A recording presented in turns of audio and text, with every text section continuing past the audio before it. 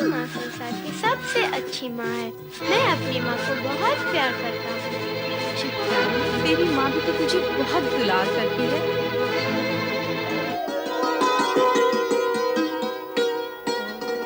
ओम नमः शिवाय।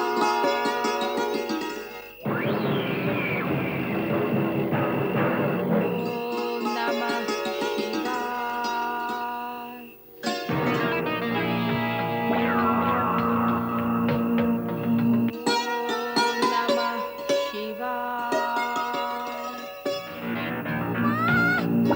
शिवाय।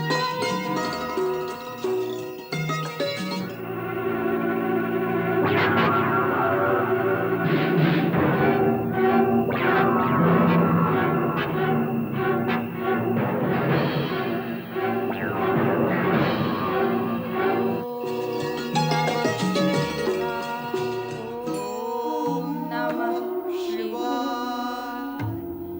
ओम नमः शिवाय। ओम नमः शिवाय। ओम नमः शिवाय। ओम नमः शिवाय।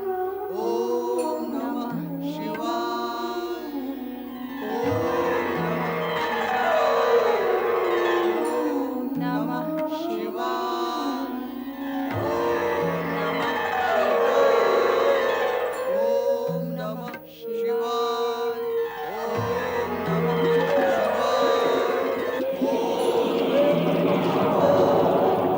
ओम नमः शिवाय।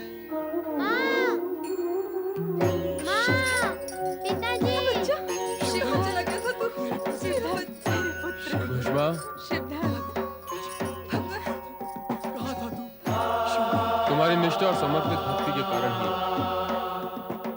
तुम्हारे पुत्र को एक नया जीवन मिला है।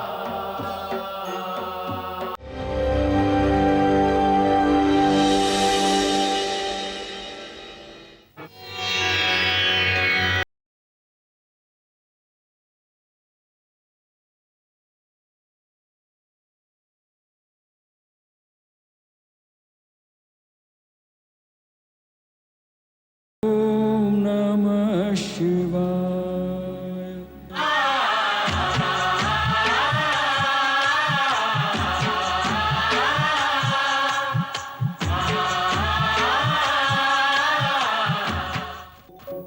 मैं ओमकार हूं। जिन प्राणियों के मन में भक्ति भावना का प्रकाश है, मैं ऐसे मानस मंदिर का शिवाधार हूं। मैं ओमकार हूं। पार्वती जया विजया द्वारा लाई गई सामग्री से शिव महिमा व्रत आरंभ करती है। मैना पुत्री के कठोर तप से चिंतित है, किंतु नारद उन्हें आश्वस्त करते हैं। पार्वती तपस्या में लीन रहती है। इंद्र व देवगण ब्रह्मा जी के पास आकर कामदेव के भस्म होने तथा तारकासुर के उद्दंड होने की चिंता प्रकट करते हैं। उन्हें पार्वती की तपस्या से विशेष हित होता प्रतीत नहीं होता। तब ब्रह्मा जी उन्हें सुधर्मा ब्राह्मण की कथा सुनाते हैं, जो निसंतान है और जिसकी पत्नी उससे दूसरा विवाह करने का आग्रह करती है। ओम नमः शिवाय। ओम नमः शिवाय। ओम नमः शिवाय। ओम नमः शिवाय। ओम नमः शिवाय। ओम नमः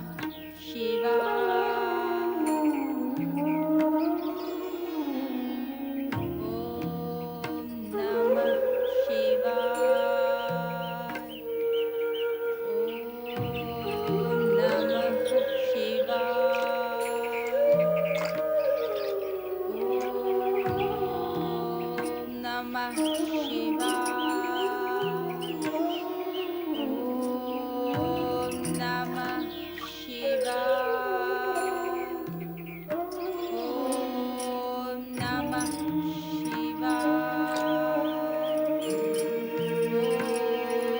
नमः शिवाय। ओम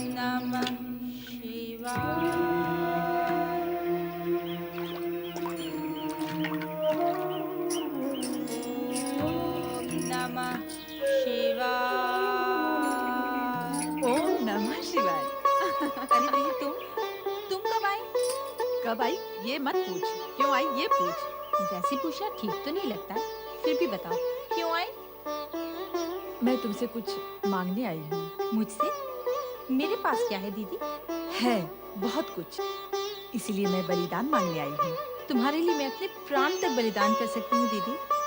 प्राणों के बलिदान करने पर शेष क्या रह जाएगा? मुझे तेरे शरीर का बलिदान चाहिए। देवता को बलि चढ़ानी है? देवता को नहीं, इस देवी को जो तेरे सामने खड़ी है। कब से घुमा फिरा कर बात कर रही हो? स्पष्ट कहो ना, क्या बात है? अपनी दीदी की सुख शांति के लिए अपने जीजाजी से विवाह करना होगा। उनके वंश की रक्षा करने के लिए अन्य कोई उपाय नहीं है। यदि तू मेरी बात नहीं मानेगी तो मैं बिना जल के मीन की भांति तड़प तड़प के मर जाऊंगी। नहीं दीदी, नहीं, मत रो दीदी, मत रो। मैं अपनी दीदी की सुख शांति और प्रसन्नता के लिए दीदी की हर बात मानूंगी। घुष्मा,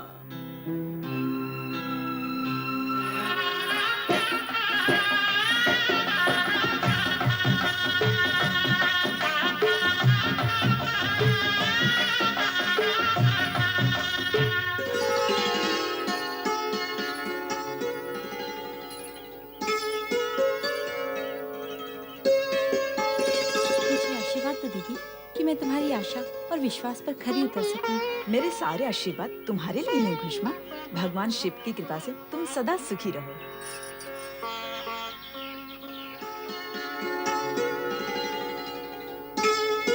ओम नमः शिवाय। ओम नमः शिवाय।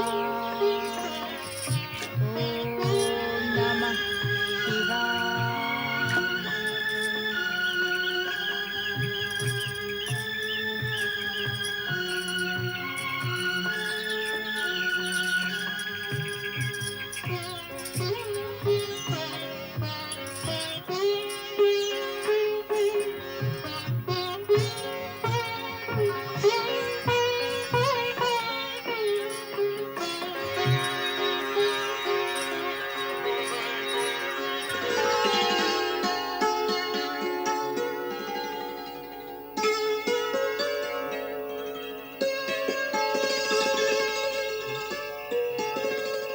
घुष्मा,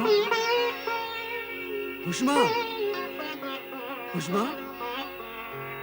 घुष्मा, न जाने कहाँ चली गई। घुष्मा, ओम नमः शिवाय। ओम नमः शिवाय। ओम नमः शिवाय। ओम नमः शिवाय। ओम नमः शिवाय। ओम नमः शिवाय। हे भोलेनाथ, यदि मैंने सच्चे मन से और समर्पित भाव से तुम्हारी पूजा अर्चना की हो तो मेरी दीदी और मेरे पति की कामना पूर्ण करो भगवान। मैं तुम्हारी शरण में आई हूँ और शरणागत की प्रार्थना तो तुम अवश्य सुनते हो। मुझे अपने लिए कुछ नहीं चाहिए, बस मेरे पति और मेरी दीदी सदा प्रसन्न रहे और उनकी इच्छा पूर्ण हो, इतना अवश्य करें प्रभु। घुष्मा, तुम्हें पत्नी रूप में पाकर मैं धन्य हो गया। अरे स्वामी, आप? हाँ घुष्मा, पहले मैं भयभीत था कि सुदेहा किस प्रकार निभा पाएगी तुमसे, किंतु तुम तो साक्षात देवी हो। तुम्हारी बात सुनकर मुझे विश्वास हो गया है कि मेरे परिवार का भविष्य उज्जवल है। अपने चरणों की दासी को इतना मान न दो स्वामी। तुम इस योग्य हो खुशमा।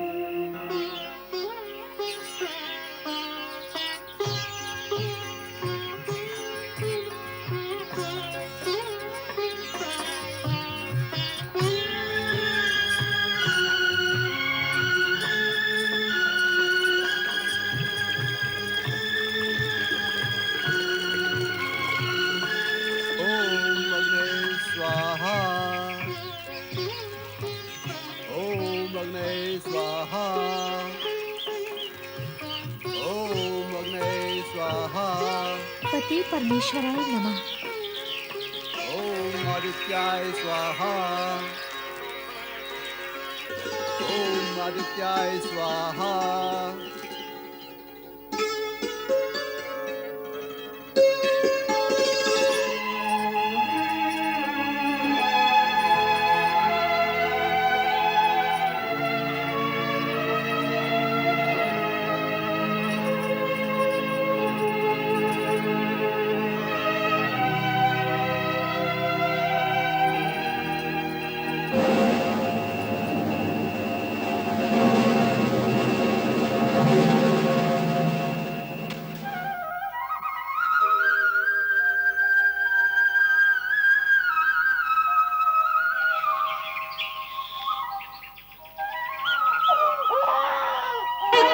हे प्रभु, मुझे पुत्र रत्न की प्राप्ति हुई होगी या पुत्री रत्न की।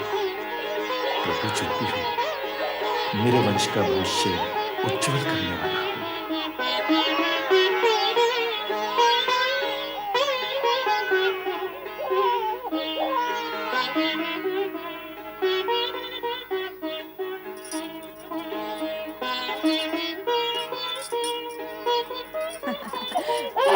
आ जा मेरे बच्चे, रोते नहीं।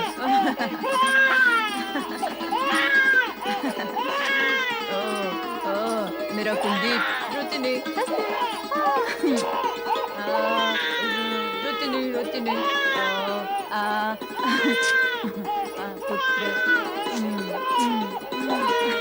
मेरा अपना।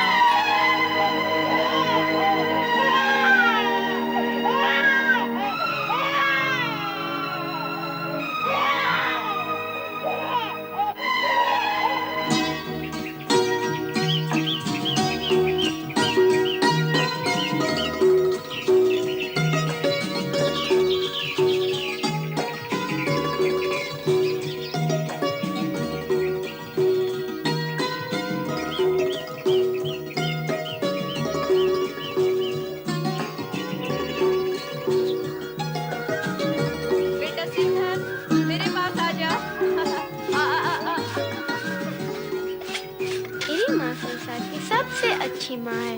मैं अपनी माँ को बहुत प्यार करता हूँ। चित्रा, तेरी माँ भी तो तुझे बहुत दुलार करती है।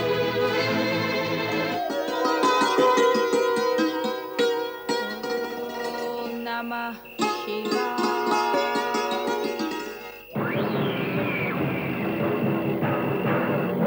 ओम नमः शिवाय।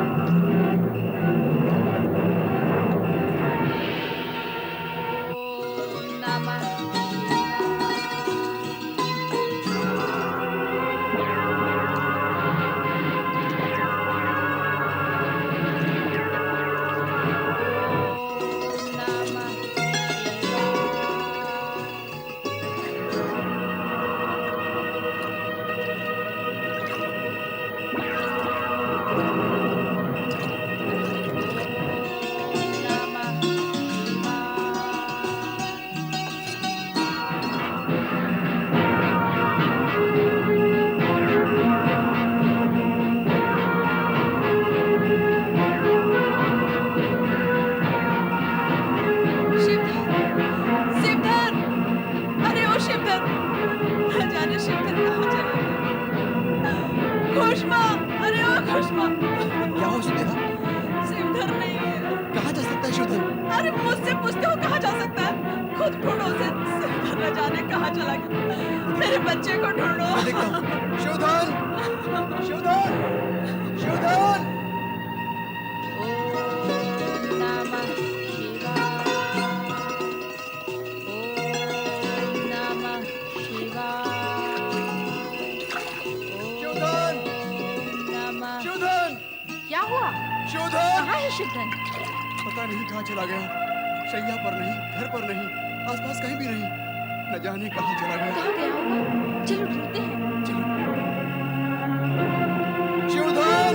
सुधर्मा और उसकी पत्नी घुषमा ने अपने प्रिय और इकलौते पुत्र शिवधन को ढूंढने का अथक प्रयत्न किया, किंतु प्रयत्न पूर्णता तक पहुंचता भी कैसे और शिवधन मिलता भी कहां से।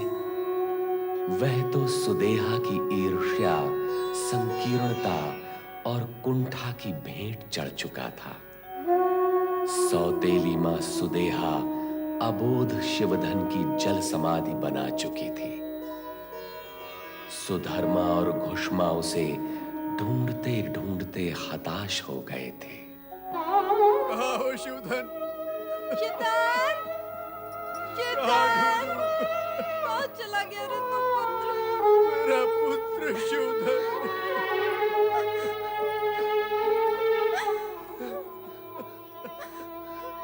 हे भोलेनाथ, यदि मुझे पुत्र के लिए इसी प्रकार तड़पाना ही था तो मुझे पुत्र दिया ही क्यों? यदि दिया तो उसके सुख से अब वंचित क्यों कर रहे हो?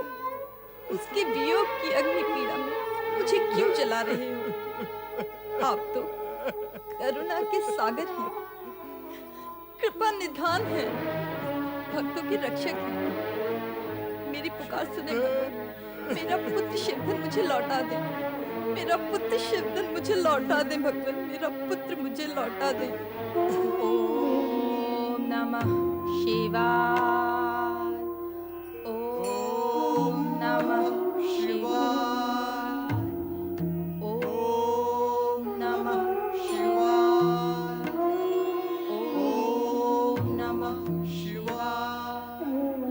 ओम नमः शिवाय। ओम नमः शिवाय।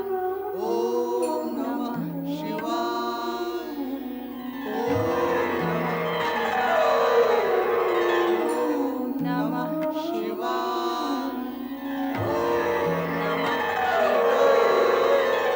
ओम नमः शिवाय।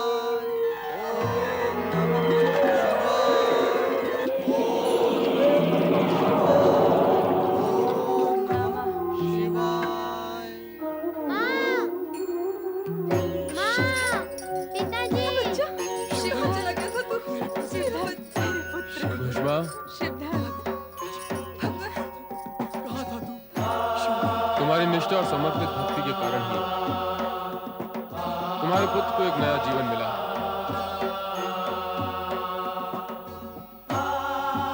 तुम्हारी बड़ी बहन सुदेहा ने ही सौत की ईर्ष्या के कारण तुम्हारे पुत्र शिवधन की हत्या करके जल में फेंक दिया था।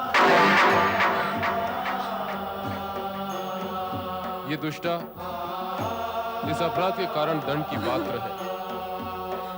मैं इसे दंड अवश्य दूंगा। ऐसा न करना भगवान, मेरी दीदी को क्षमा करना। मुझा भागन को क्षमा करे प्रभु, मेरी मति मारी गई थी। तुमने पति और वंश के लिए त्याग किया है, इस आधार पर मैं तुम्हें क्षमा करूंगा। फिर भी तुम्हें घुषमा और शिवधन दोनों से क्षमा मांगनी होगी। यही तुम्हें क्षमादान देंगे। घुषमा, तुम्हारी तपस्या भक्ति से मैं अत्यंत प्रसन्न हूं। तुम वरदान के योग्य हो। कहो, क्या वरदान चाहिए? भगवान, यदि आप मुझ पर प्रसन्न हैं, तो मेरी प्रसन्नता और जन जन के कल्याण के लिए इसी स्थान पर ज्योतिर्लिंग के रूप में सदा सदा के लिए विराजित हो जाएं। तथास्तु।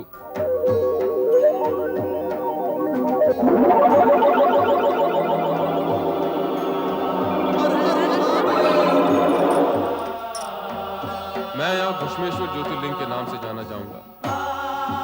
और जो भी भक्त भक्ति भावना से घुष्मेश्वर ज्योतिर्लिंग की आराधना करेगा, उसके असाध्य रोगों का अंत होगा। मृत्यु तक पहुंचा व्यक्ति भी पुनः जीवन प्राप्त करेगा। कल्याण भव।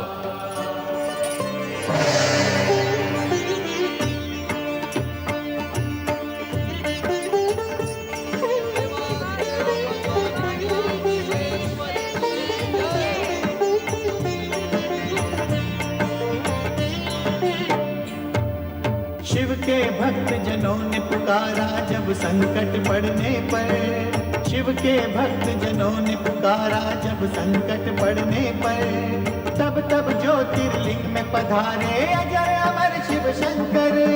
अजय अमर शिव शंकर, अजय अमर शिव शंकर, अजय अमर शिव शंकर, अजय अमर शिव शंकर, अजय अमर शिव शंकर, अजय अमर शिव शंकर, अजय अमर शिव शंकर, अजय अमर शिव शंकर।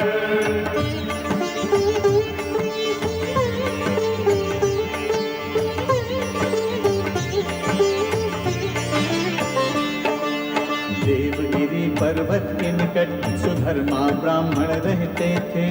पत्नी सुदैहा खुशमा के संग शिव की पूजा करते थे। नहीं सुदैहा केवल खुशमा, शिव कृपा से माता जो बनी। निसंतान सुदैहा तड़पी डाह से उसकी भ्रुकुटी तनी। खुशमा पुत्र की हत्या करके फेंका सरोवर में जाकर। खुशमा नाम से प्रकट हुए शिव जी बन के घुष्मेश्वर। की सुदैहा ने क्षमा याचना भोलेनाथ जी मुस्काए। घुष्मेश्वर लिंग को जो पूजे सुख समृद्धि पाए। जय जय घुष्मेश्वर, जय जय घुष्मेश्वर, जय जय घुष्मेश्वर, जय जय घुष्मेश्वर, जय जय घुष्मेश्वर, जय जय घुष्मेश्वर, जय जय घुष्मेश्वर, जय जय घुष्मेश्वर। जिस प्रकार घुष्मा को शिव भक्ति के कारण मनवांछित फल प्राप्त हुआ, उसी प्रकार पार्वती के साथ सभी शिव भक्ति व आराधना से मनवांछित फल की प्राप्ति हुई। ओम नमः शिवाय।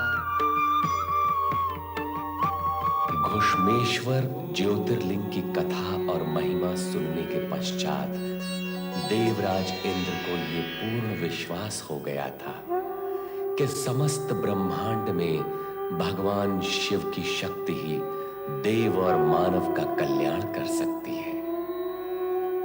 इतने पर भी कामदेव के भस्म होने की घटना से वे इतने अधिक आशंकित थे कि देवाधिदेव भोलेनाथ की शरण में जाने का साहस नहीं जुटा पा रहे थे। और दूसरी ओर तारकासुर का भय भी उन्हें भयभीत किए हुए था कि कहीं उसके राक्षस उन्हें और देवगण को बंदी न बना ले। यहाँ तो दूर दूर तक कोई दिखाई नहीं देता। चारों ओर ध्यान से देखो, कोई ना कोई होगा। ध्यान से देखा, ज्ञान से देखा, कोई नहीं है। हम किसी देवता को पकड़े बिना महाबली तारकासुर के दरबार में गए तो प्रताड़ित होंगे। इस बार प्रताड़ित नहीं, दंडित होंगे। और महाबली का दंड बहुत कठोर होता है। जब दूर दूर तक कोई देवता दिखाई ही नहीं देता तो हम पकड़े भी किसे? यह प्रश्न तुमने यहाँ किया तो किया, वहाँ महाबली के समक्ष ना करना, अन्यथा तुम्हारे प्राणों पर प्रश्न चिन्ह लग जाएगा। ये सब तुम मुझसे क्यों कह रहे हो? मैंने क्या किया? यदि देवताओं को न पकड़ पाने का मैं दोषी हूँ तो तुम पांचों भी उतना ही दोषी हो। हम यहाँ विवाद करते रहेंगे, इससे परिणाम कुछ नहीं होगा। अच्छा तो यह है कि हम यहाँ से जाकर उन देवताओं को ढूंढें और पकड़ने का प्रयत्न करें। देवराज, देवराज, अच्छा हुआ पहले हमारी दृष्टि तारकासुर के राक्षसों पर पड़ गई और हम वहां से भाग निकले। हाँ, यदि उन राक्षसों की दृष्टि हम पर पड़ जाती तो अनर्थ हो जाता।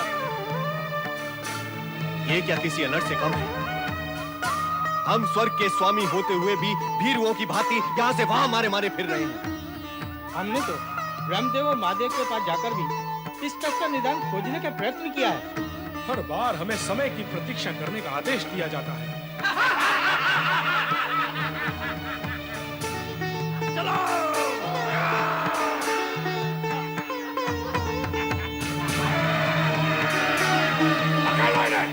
चलो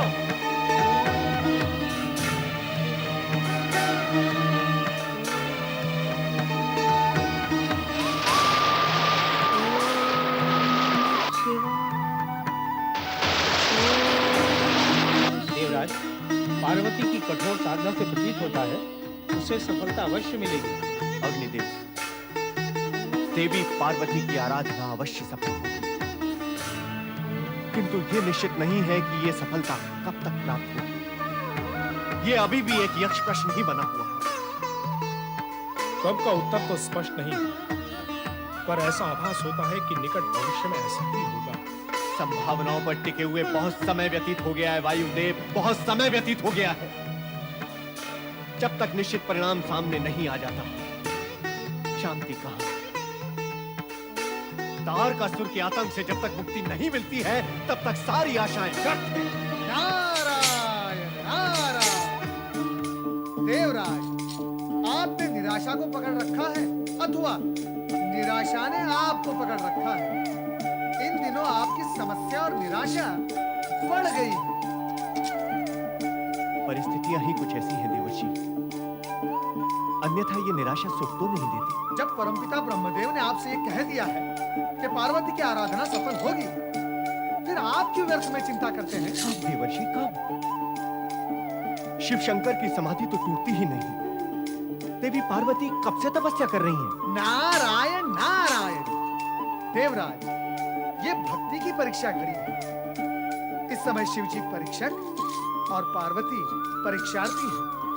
निस्संदेह परीक्षक कठोर परीक्षा ले रहा है, किंतु परीक्षार्थी को सफल होने पर भरपूर और श्रेष्ठ फल भी प्राप्त होंगे। तो अब हम क्या करें? क्या करें? प्रार्थना करने के अतिरिक्त आप कर भी क्या सकते हैं? नारायण नारायण। कैसी प्रार्थना देवर्षि? किसके लिए करें और किससे करें? ये भी मुझी को स्पष्ट करना होगा। देवराज, आपकी निराशा तो बहुत गहरे तक जा पहुंची है। आप स्वयं ही विचार करें। जब परीक्षार्थी परीक्षा देता है, तो क्या उसके स्वजन परिजन उसके लिए परमपिता से प्रार्थना नहीं करते? उसकी सफलता के लिए भगवान से विनय याचना नहीं करते? पार्वती की सफलता में ही हम सबका हित जुड़ा हुआ है, तो क्या हमें उसकी कठोर तपस्या की सफलता के लिए प्रार्थना नहीं करनी चाहिए? देवराज, जाइए शिव जी से प्रार्थना कीजिए। नहीं देवर्षि, नहीं। मैं शिव के समीप नहीं जाना चाहता। कामदेव दहन के समय शिव का जो उग्र रूप मैंने देखा, उसके भय से उनके सम्मुख जाने का साथ में नहीं जुटा पाता देवर्षि। नारायण नारायण।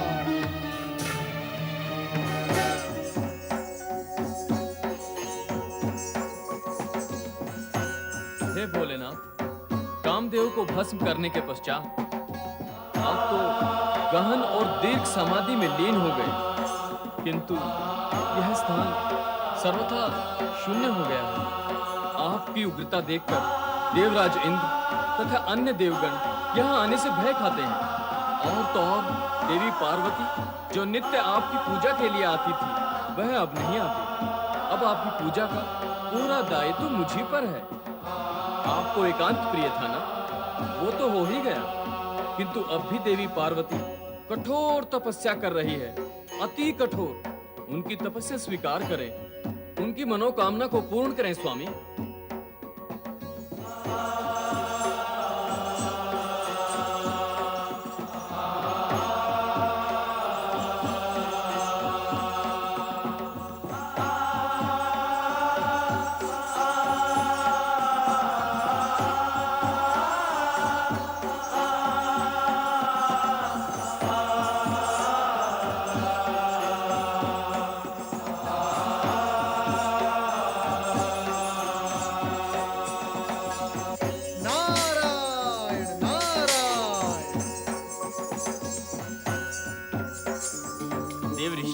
मेरा प्रणाम स्वीकार करें।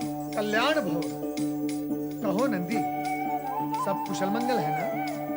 क्या कहें? वही कहो जो हो रहा हो। यदि ये कहूं कि सब कुशल है तो असत्य होगा। यदि ये कहूं कि सब कुशल मंगल नहीं है तो भी अर्धसत्य होगा। तो फिर नंदी सत्य क्या है?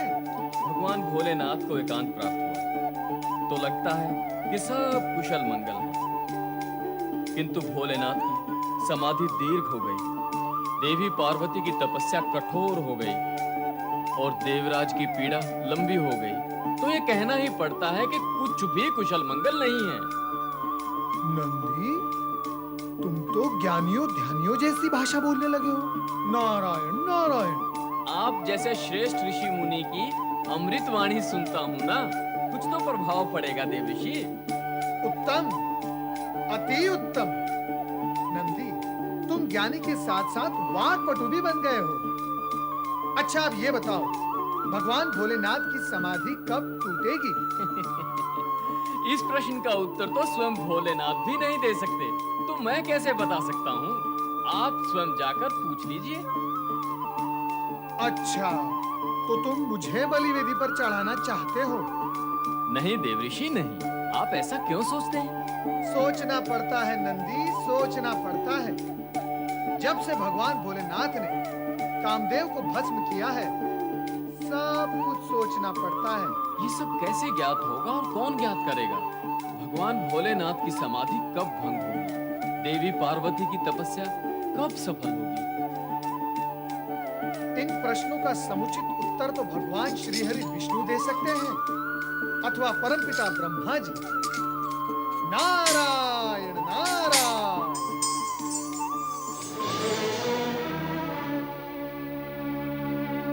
आश्चर्य, ब्रह्मलोक सूना पड़ा है।